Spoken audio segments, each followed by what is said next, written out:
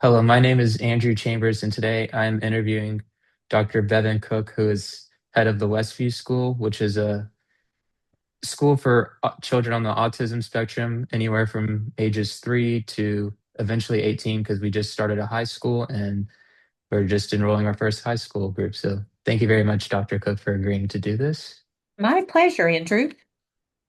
Okay, so the first question I have is, how would you handle when middle managers, in this case, the principals and teachers, might try and push like their own agenda or thoughts and then bring them back to the overall goals you have for Westview?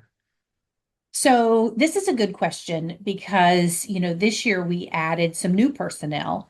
And so, with Miss Sierra, Miss Brandy, anytime you bring in new people, it does take a little while to orient them to the mission, the philosophy, and those sorts of things. And so this year, when we sort of encountered this, because it did come up, what we did is we did some shared learning together. And so we did a book study of something called the Nurtured Heart Approach. And we, as a group, and so it was the principals, the support specialist, Corey and I were together. And over Mhm. the course of the fall semester, we would read a chapter and we would meet at the end of the week and we would sort of talk through the philosophy and why that is a philosophy that the Westview School has adopted.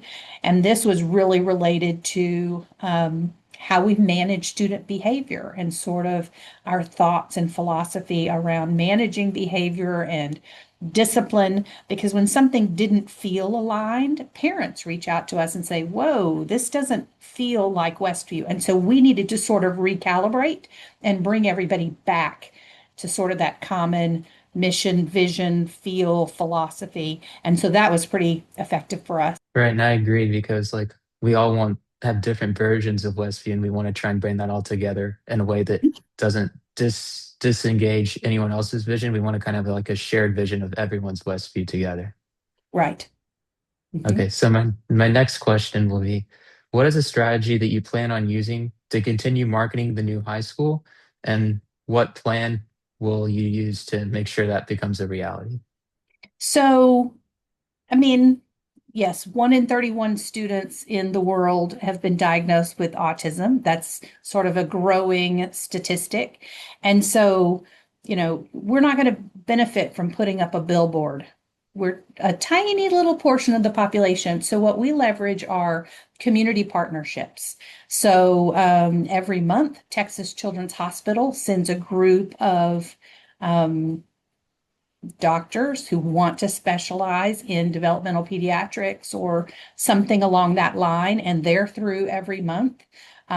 We also do open houses for professionals, and that could be therapists, it's physicians, sometimes it's speech, or even an ABA center, somebody that can come and learn about us. Because for little kids that may start an ABA, once they have the sort of the behavior piece and they have school readiness skills, they're looking for a place to send their clients as well. And it's not necessarily that they're ready for, a class of 32 kids in their neighborhood public school. And so they're looking for sort of an interim step. So really it's through those community partnerships.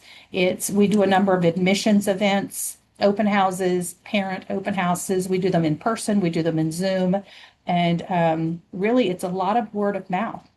Right, and I agree because it's like you go around, you don't realize how powerful Westview is until you talk to our families and realize, like, for example, we had a student who I didn't know this until he came from Hawaii just for this school. And it's like you don't realize the power of this school until you hear that families up in their whole lives just for their child. And it's like that takes a lot of dedication and shows how much the parents really value what we're doing at Westview.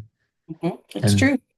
okay, so I guess my final question will be, how does Westview view other autism specific schools in Houston and like the collaboration between the two? So, and you should probably look this up. There is a group called the Special Schools Coalition, and there's a Mhm. group of 22 or 23 of us that are schools kind of like ours. And we always tell people this in our admissions, open houses, and things like that, that we really don't see each other as competition because we all serve a little different part of the special needs population. And Right. so, our admissions team, and I'm super proud to say it, when a kid is coming through the admissions process, if they believe that another school would be a better fit or would better serve the students and their needs, we're going to tell them. And it's early. It's sometimes we tell them that before they even pay their little application fee. It's like, Hmm. we don't think we're the best fit for what your kid needs right now. Um, and so, but we're part of this cohort, the Special Schools Coalition, and we are friends and we are partners. And, but we're all friends. And it's interesting because we all have that mindset. And sometimes a kid will be applying here and at two of our other schools. And maybe they do go through the entire process. And we internally are thinking, wow, I really hope they pick us. Um, and so we have those conversations. And even with peace.